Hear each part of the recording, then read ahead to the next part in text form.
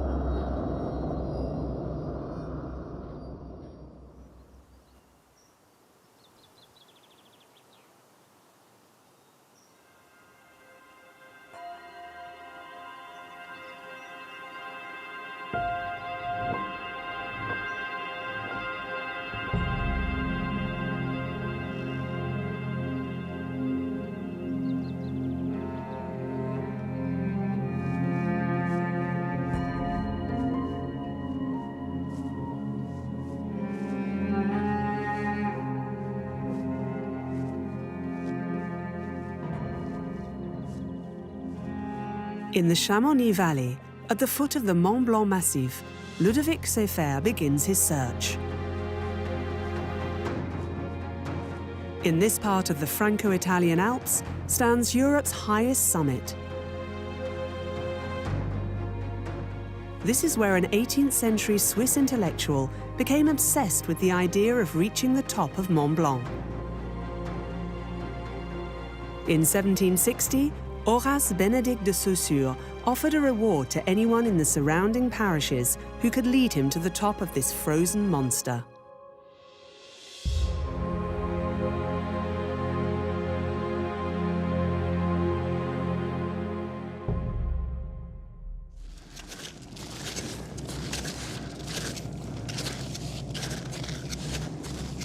In the glacial air of the night, two silhouettes set out in their turn to tackle Mont Blanc.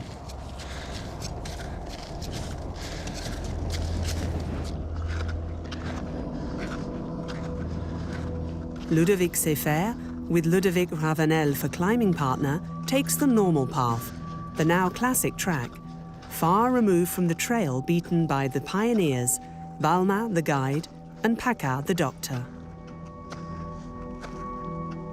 A route opened up by the Chamonix pair on the 8th of August 1786, after many failed attempts to overcome the hostile and sometimes frightening environment and the intense cold.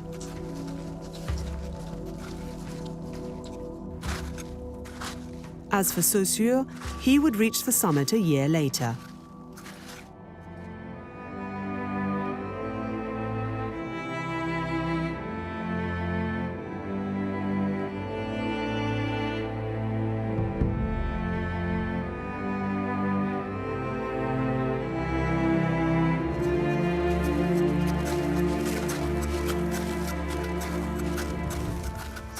That's it, sunrise.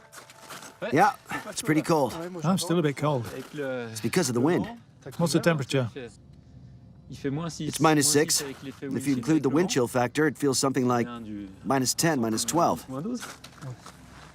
Can you imagine how Balma felt that first night in the mountains on his first attempt? Yeah, at the Col du Dôme. Strangely enough, that's what opened the way to the summit. Because by sleeping outside, he realized he was capable of surviving a night on a glacier. That was unimaginable at the time. As of that night, he knew it was possible.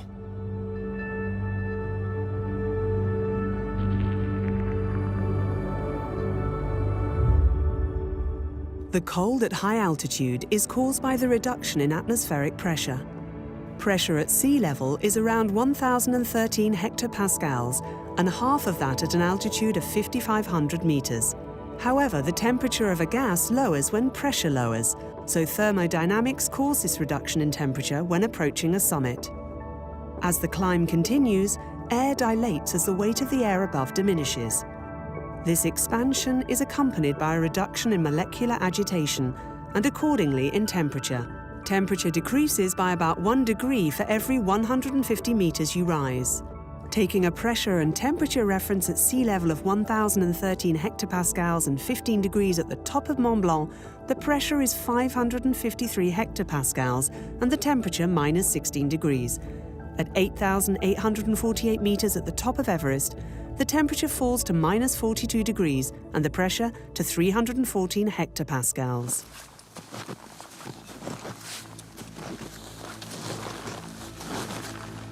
Through the rarefied air, the mountaineers climb the Arête des Bosses.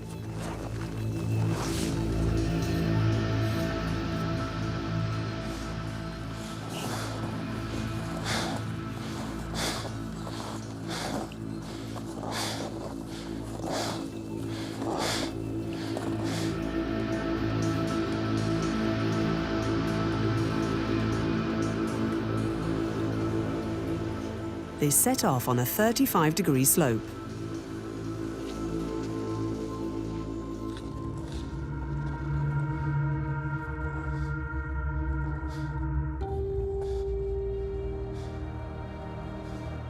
The team approaches its goal.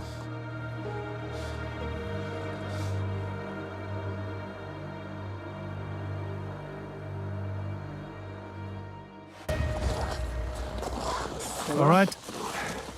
Final challenge, the narrow ridge a few hundred meters long which separates them from the summit.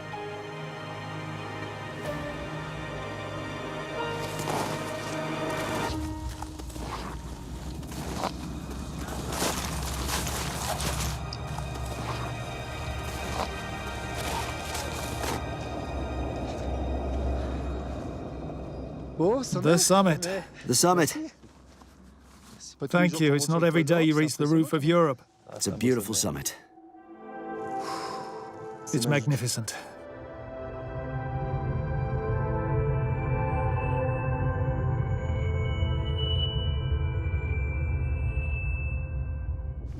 I have it marked as 4,804 meters. 4,804.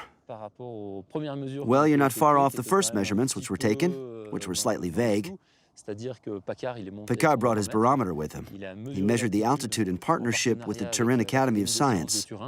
He calculated an altitude of around 5,300 meters, so he was way too high. The first reliable measurement was Saussure's a year later because, amongst his equipment, he had a very good barometer. He measured 4,775 meters, so within 25 to 30 meters, he was spot on. And what's the latest official measurement? As of September 2017, it's 4,810 meters and 72 centimeters. Saussure measured the altitude, but he stayed a few hours and had time to do other experiments. Yeah, he had lots of equipment. A hair tension hygrometer of his own invention. He also brought the means to boil water to find out at what temperature it would boil at this altitude. He found it boiled at 80 degrees Celsius and took half an hour, while at the Grand Mullet it took a quarter of an hour. So loads of experiments to better understand environment and the atmosphere in which he found himself. Saussure's work was at the root of two historical branches, the history of mountaineering and the history of mountain scientific research. That's right. The two branches are completely intertwined in the sense that mountaineering came about with, and thanks to, science. The first ascensions were all undertaken with the object of taking measurements of temperature, of altitude, of the boiling point, and to collect samples. So the two are extremely closely linked.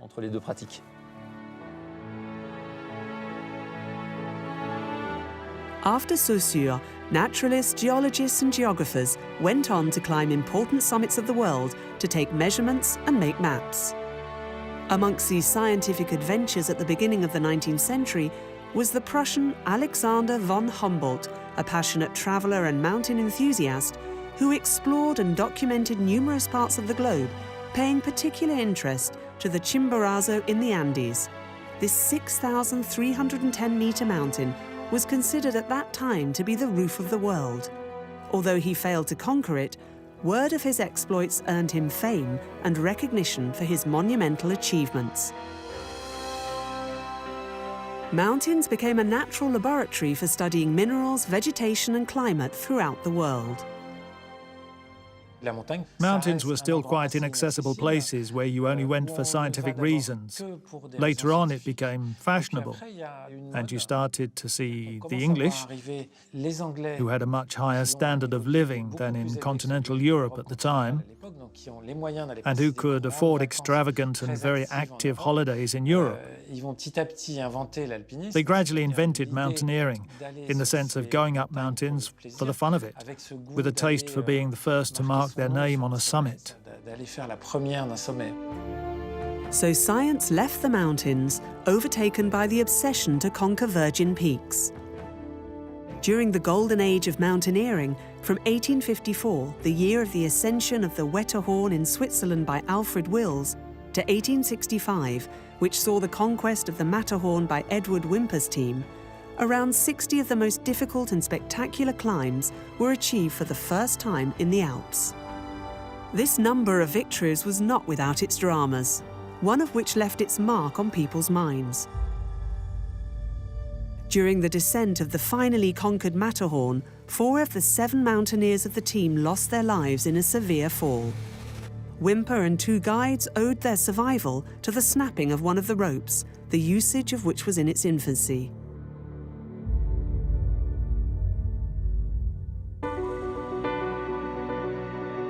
The following period witnessed refinement in climbing methods and the perfectioning of equipment.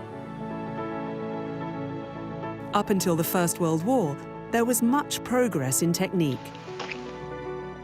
Crampons became lighter, the handles of ice axes were shortened, and one-piece pitons, carabiners, and the double cord were invented.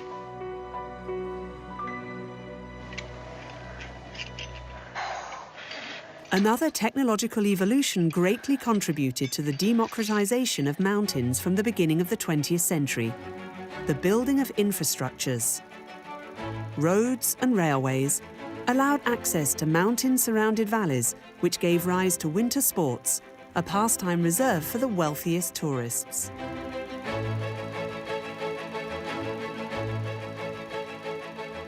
But the trend had started and would continue with the creation of ski lifts.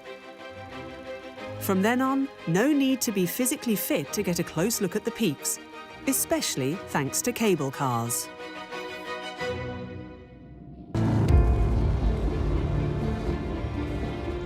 One of them, a crazy undertaking, would break multiple records, including that of highest altitude and longest span. The Aiguille du Midi cable car, culminating at 3,842 meters above Chamonix.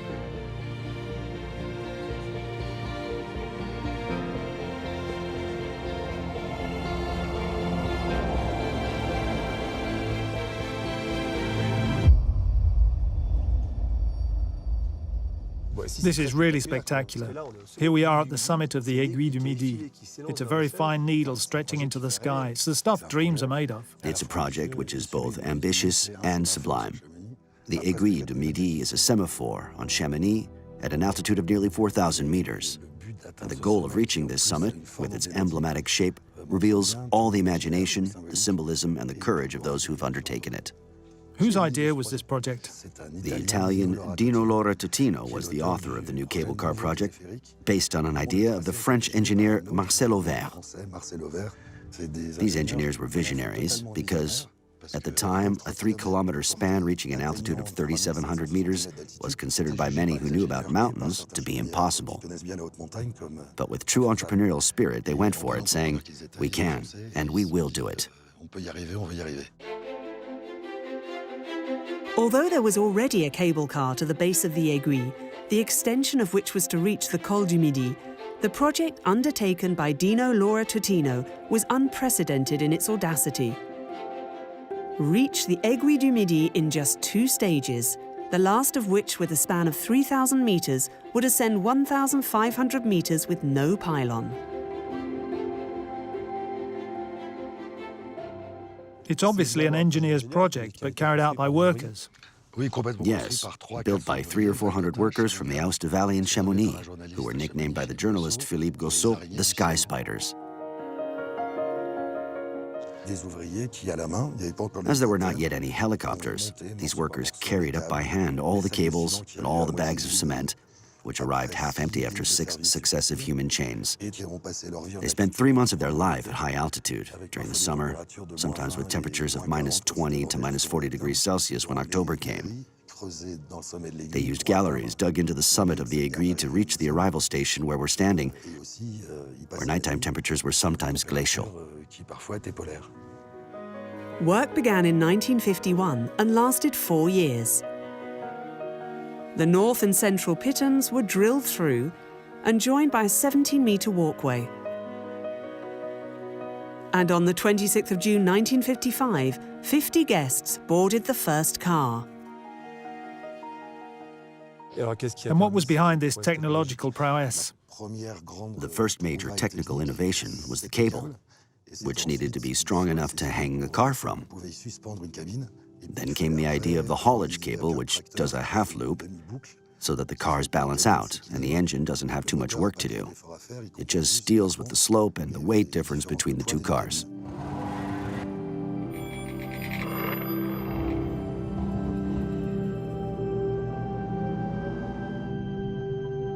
A cable car runs on 2 cables, a track cable, a haulage cable. The track cable, stretched between 2 stations, carries the weight of the car. It's firmly anchored in the ground or stretched by counterweights. Above the car, a truck rolls along the track cable. It's pulled by the second cable, the haulage cable, of smaller diameter. It forms a loop stretched between 2 wheels. When the wheels turn, they drive the haulage cable, which moves the cars, each fixed at one extremity of the loop. They move simultaneously and cross halfway. With this so-called jig-back system, the 2 cars counterbalance each other, thereby minimizing the strain on the engines.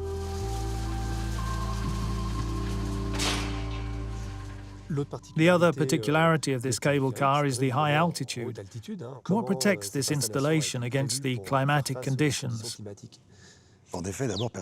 Nobody was convinced back in the 1940s that it would be possible to stretch a cable which would cope with the frost. So guides had to install a relatively light cable, abseil down the north face of the Aiguille du Midi, stretch it, and leave the cable like that for an entire winter to make sure it could take the weather conditions, the frost and the snow. A lot of measurements were taken at the time, and strangely enough, they noticed that the thinner the cable, the thicker the covering of frost. It can reach a thickness of up to 1 meter on a small cable of 1 centimeter diameter. This discovery allowed them to install thick cables, 5 centimeters in diameter, thereby limiting the effect of the frost. Nonetheless, every day, especially in winter, the personnel run the cable cars a first time with frost scrapers to clean the cables, which sometimes hang 50 or even 100 meters toward the face, and touch the rocks under the weight of the frost on them. Renovated in 1991, the Aiguille du Midi cable car today carries 500,000 people a year. By the beginning of the 20th century, all the major summits of this alpine playground had been conquered. For those wanting to leave their name on a peak, Europe began to look too small. At the same time, with the continuing technical advances came increasing exploration in the massives of other continents, in the Andes and in North America.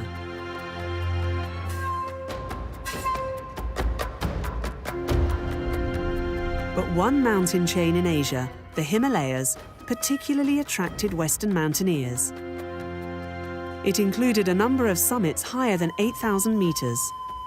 Above all, on the border between Tibet and Nepal, stood the highest mountain in the world,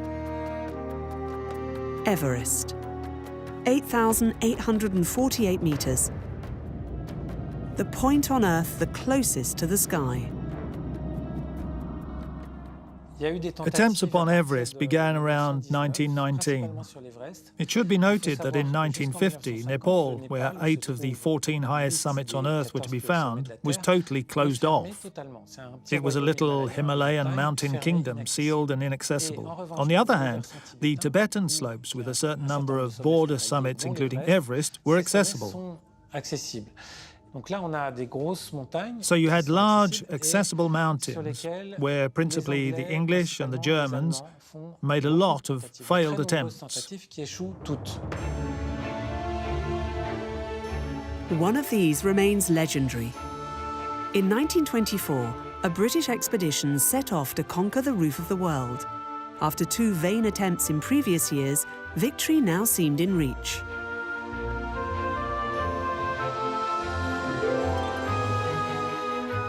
After several weeks setting up altitude camps, on the 8th of June, Mallory and Irvine made their final assault, watched through a telescope by one of their teammates.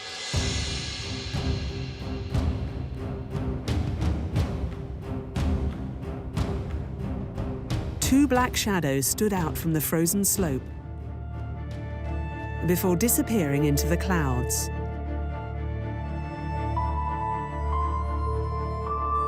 They were not to be seen again, and no one knew if they reached the summit or not. An unsolved mystery, despite the discovery of Mallory's frozen body 75 years after his disappearance, but which nonetheless provided a glimpse of possible success if the means available were equal to these gigantic mountains. They slowly came to terms with the immensity of these mountains and realized that they were on a completely unknown scale. If you wanted to reach a summit in the Alps, you could turn up, take a look around, draw a line showing which path you wanted to take, be it the simplest, the most elegant, or the most difficult, depending upon developments, and then climb to the top. It took 1 or 2 days at most.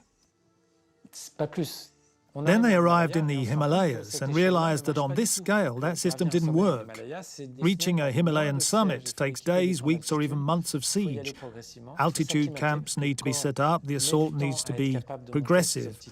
You need to acclimatize yourself because the body needs time to attain these altitudes in safety, in relative safety. The problem in the Himalayas is overcoming the conditions and dangers linked to the height of the mountains, namely avalanches, rockfall, bad weather. All these dangers which exist in the Himalayas, as they do in the Alps, but which are multiplied by the sheer scale of these mountains and by the invisible enemy, hypoxia. Before leaving for the Himalayas on the trail of the conquerors of the world's highest summits, Ludovic Siffert undergoes a test perfected by Professor Jean-Paul Richelet. This is to evaluate the physical capacity of an individual to adapt to oxygen shortage. Good, keep that rhythm going.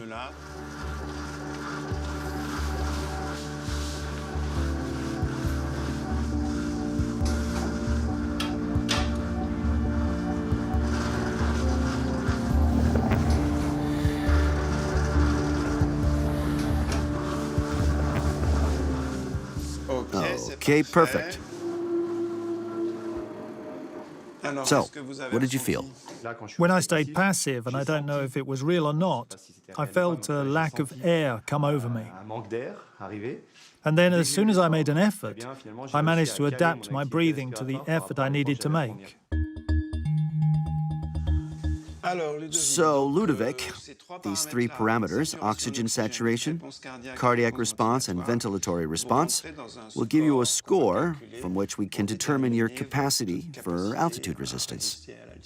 And what form does this score take? A percentage? It's a score which goes from 1 to 10. If you're below 5.5, then you're more or less altitude tolerant. If you're above 5.5, then you'll need a bit more time than average to acclimatize yourself. I can't wait to hear my score.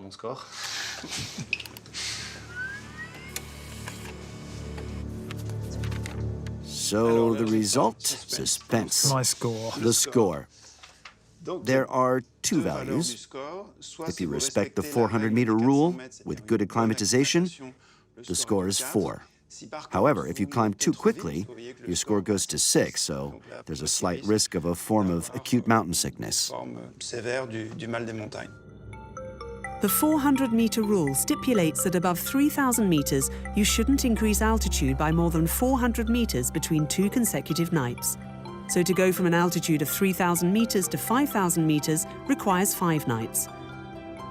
However, it's possible to carry out an altitude incursion to, say, 5,500 meters, provided you come back down much lower to sleep. About 25% of people suffer from forms of acute mountain sickness. That is to say, a form which inhibits your progression, forces you to stop or even descend. Obviously, there's also a risk of pulmonary edema or cerebral edema. About a quarter of people have abnormal values. I did suffer from acute mountain sickness when I was climbing, sometimes even experiencing problems of lucidity. I was wondering if cognitive problems come at the same altitude as physiological symptoms. Generally, that happens at higher altitudes. Cognitive impairment happens around 6,000, 6,500 meters. So it's best to come back down. Yes, come back down or reoxygenate. Are all the mechanisms which govern acute mountain sickness, cerebral or pulmonary edema, well known today? Or are there still areas of doubt and research to be carried out in this domain? Work is definitely still continuing on acute mountain sickness, especially pulmonary edema and cerebral edema. But at the moment, our team is above all working on the genetic aspects, meaning that with populations which permanently live at high altitude, be it in the Andes or in Tibet, we're trying to understand if there's a genetic acclimatization, and particularly with peoples of the Andes who can become progressively maladapted to altitude with age, who may produce too many red blood cells which can lead to cardiac problems or strokes. We compare with the Tibetans, who seem to be really genetically adapted to altitude. We see this with Sherpas, who run at altitude with 30 kilograms on their backs at 6,000 meters, while Andeans, in terms of evolution, have been at altitude for less time, about 10,000 years compared to 40,000 years for the Tibetans. So they're not yet as well adapted. Peruvians need to wait another 30,000 years to be able to live comfortably at high altitude.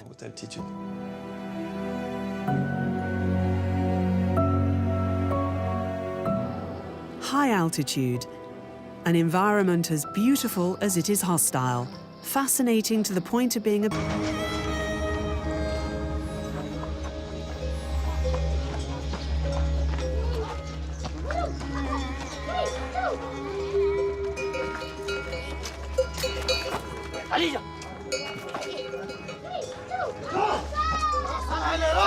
He will be accompanied by Dawa Finjok.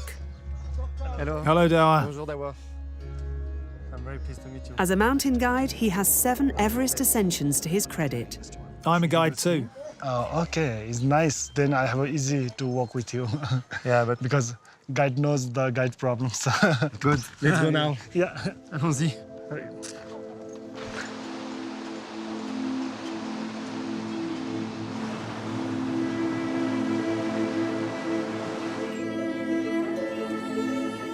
Although Nepal welcomes numerous trekkers and mountaineers today, this former Himalayan kingdom remained closed to Westerners for a long time.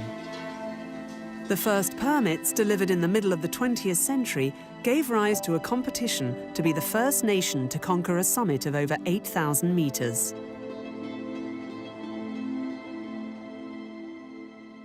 The first permits were granted to the French, and the first expedition, directed by Maurice Herzog, set off towards 2 8,000s, which had never been attempted. The Dhaulagiri and the Annapurna, 2 mountains about which hardly anything was known.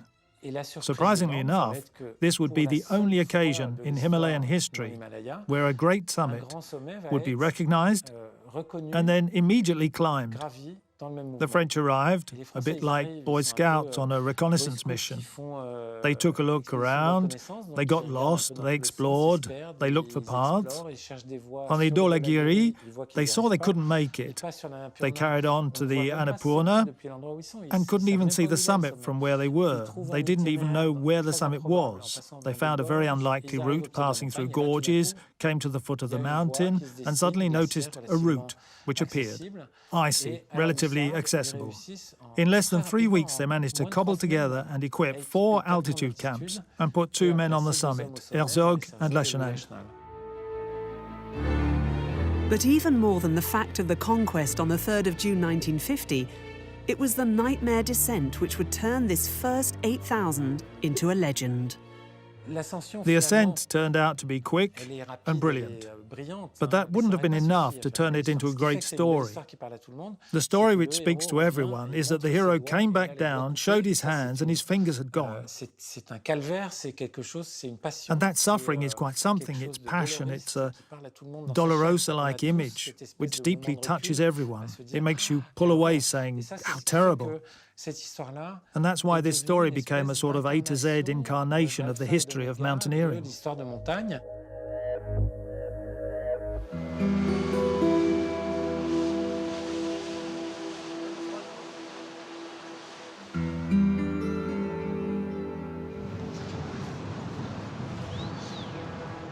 This is really impressive. It's the first time I've crossed a bridge like this.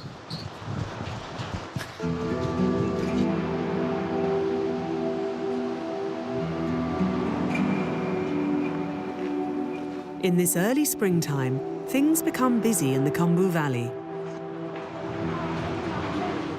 The weather conditions will soon become clement enough for those hoping to tackle Everest to try their luck. They're preparing for the season? They're taking up supplies. That's why there's so much activity. What are in those sacks? I think that one is rice or something like that. Normally they carry 60 kilo. Each side 30 kilo.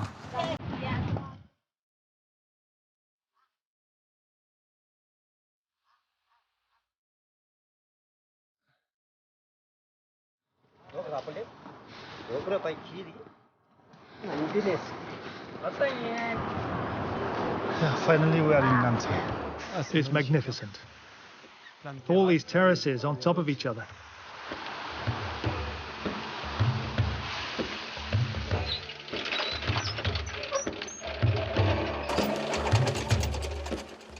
So this is the last main village before the Everest base camp. We say that Namche Bazaar is first gate of the Everest for the Everest expedition. So this is an important village for preparing expeditions or becoming acclimatized. Yes, yes. If you forget something for the expedition, like equipment, if you forget to bring, then you can buy here. Namche Bazaar, nicknamed the capital of the Sherpas, the mountain people who come to live at the foot of Everest, in villages some of which are more than 5,000 meters up.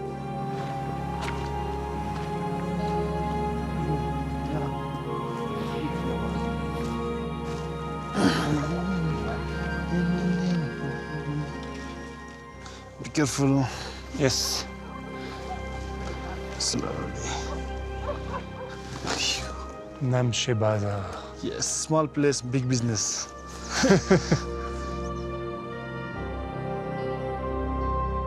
The role of Sherpas in the conquest of Himalayan summits is indisputable.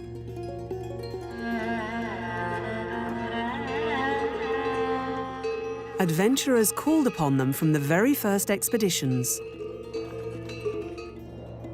Initially considered as just porters, Sherpas gradually acquired the respect of Westerners, becoming recognized as mountaineers in their own right. Such was the case with Tenzing Norgay, a member of the British expedition of 1953. He was by far the most experienced of the team, because this was his 7th attempt. Failure was out of the question. It was a crucial moment for the British Crown, a chance to demonstrate its power to the whole world. Colonel John Hunt minutely planned the assault.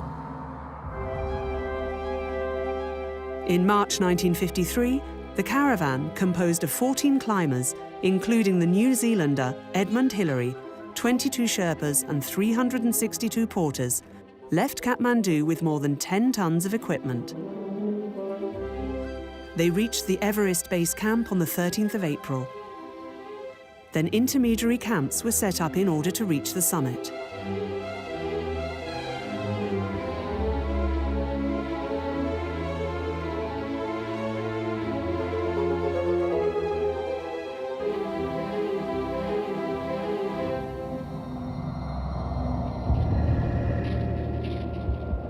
On the 28th of May, Norgay and Hillary spent the night in their tent at an altitude of 8,500 meters.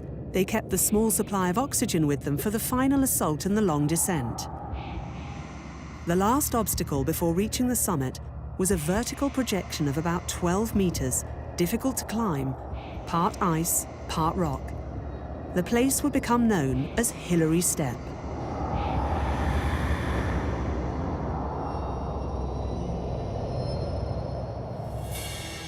On the 29th of May 1953 at 11:30 a.m., Everest was conquered. Two men stood on the roof of the world, virgin territory higher than any other, 8,848 meters. On the 2nd of June 1953, the day of Elizabeth II's coronation, news of the conquest of Everest spread around the globe, and the impact of this exploit was huge.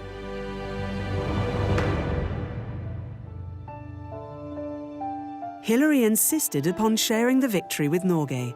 He even credited him with much responsibility for the success. In the eyes of the world, Sherpas became recognized mountaineers.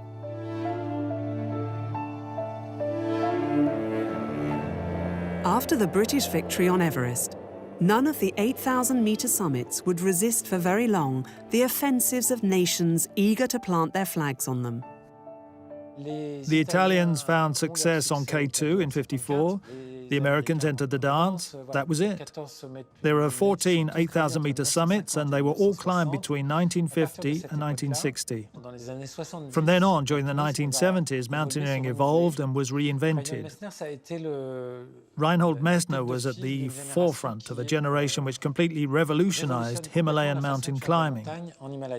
He tackled the 8,000s, the very high summits, in the same way as summits in the Alps, creating what is known as the alpine style.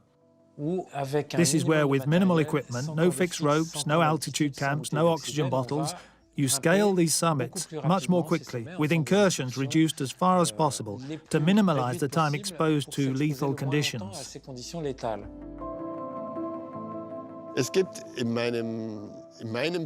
Certain words molded the way I look at mountains. By fair means, as used by Albert Frederick Mummery, and Le Conquérant de l'Inutile, the marvelous book by Lionel Terray. It's this philosophy which is at the origin of how I climb. The philosophy of the Italian Reinhold Messner was to be expressed in startling fashion in 1978. Along with Peter Habeler, the prodigious Austrian, for the first time in history, he scaled Everest without oxygen. An exploit no one would have dreamt of.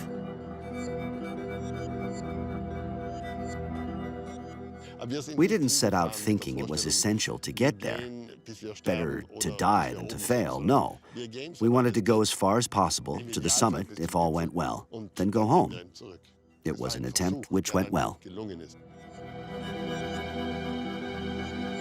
This apparent simplicity hides what was in reality an extremely risky endeavor. This new mountaineering, which came about with the generation driven by Messner, he wasn't the only one, but he was pretty much at the forefront, was extremely dangerous. It was at a high level of what mountaineers call engagement, where you set out at a certain moment and put your life on the line. The line between life and death is extremely tenuous in the sort of mountaineering which I practice. That's where the whole art of the mountain is to be found, going to the point of risking one's life without losing it. In the most difficult ascensions, on the highest summits, the risk factor is 1 out of 2. If you take the greatest mountaineers of my time, half of them survived, the other half lost their lives in the mountains. In less than 10 years, Reinhold Messner reached all 14 of the 8,000-meter summits on Earth without oxygen. He even reiterated this time alone his prowess on the roof of the world. Everest, the grail for all mountaineers.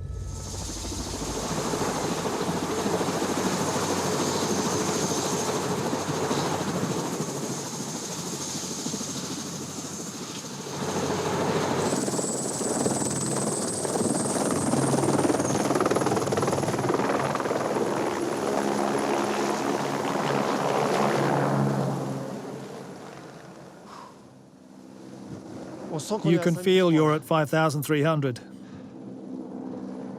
A bit short of breath.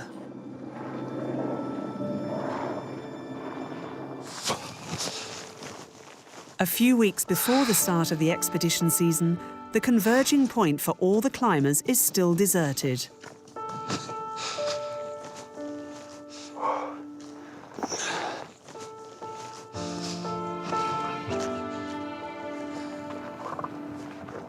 Namaste. Namaste, Tashidale. How are you? I'm fine. Nice to meet you. Nice to meet you.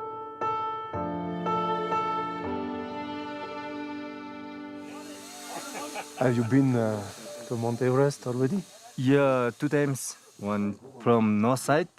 North side Yeah. is difficult. North side is more difficult. Little More bit. difficult? Yeah. Here also. Oh, avalanche? Look, over there. Big avalanche. Big avalanche là. Yeah. Every night. Every night? Every night. Okay. Too big. Yeah, sometimes ice is fall down, rock is fall down. Yeah. That's why you stay on this side. Yeah. These daily avalanches represent a great danger for the Nepalese.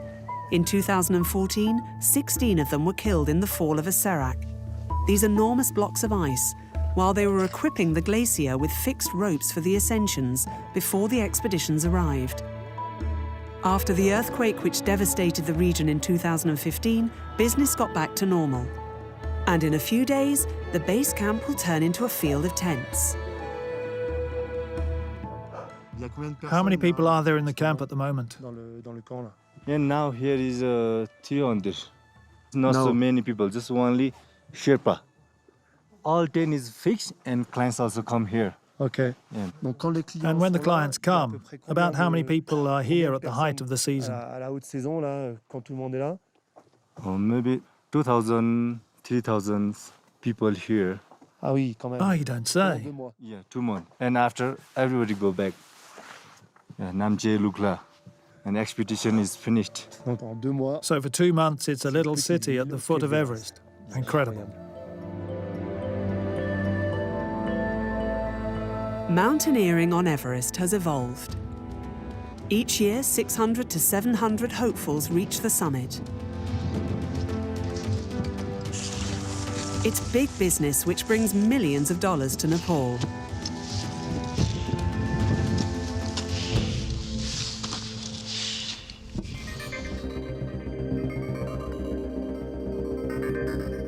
In parallel with this democratization, mountaineers attempt to make a name for themselves, leaving their mark on the highest summits of the world by the most extreme means. In winter, solo attempts, speed records. The mountain has also become an ultra-performance ground.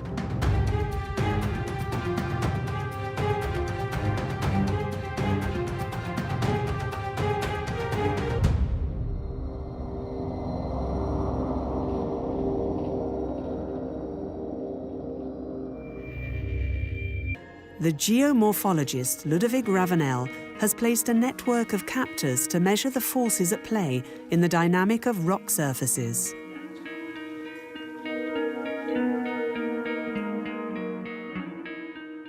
The effect of climate change on glaciers is a well-known phenomenon, which is visible. However, permafrost thawing is much less known to the wider public. Permafrost is all ground where the temperature remains durably inferior or equal to 0 degrees Celsius. This negative temperature allows ice to form in the cracks, which acts like cement. To put it simply, if you melt all the cement of the mountains, the entire rock faces can become unstable, which is happening more and more at the moment. Let's take the readings.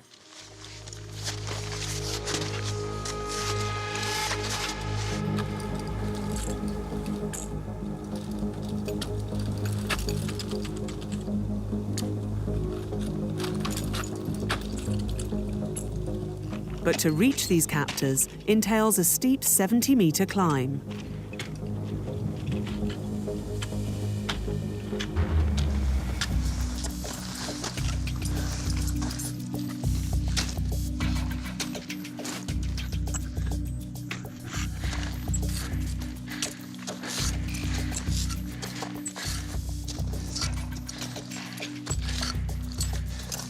Welcome. Good job. Thanks. It's incredible coming up here for the sake of science. That's what's good about it. Yes. We've decided to start a new field of research concerning ice and snow cover, which means climbing into it.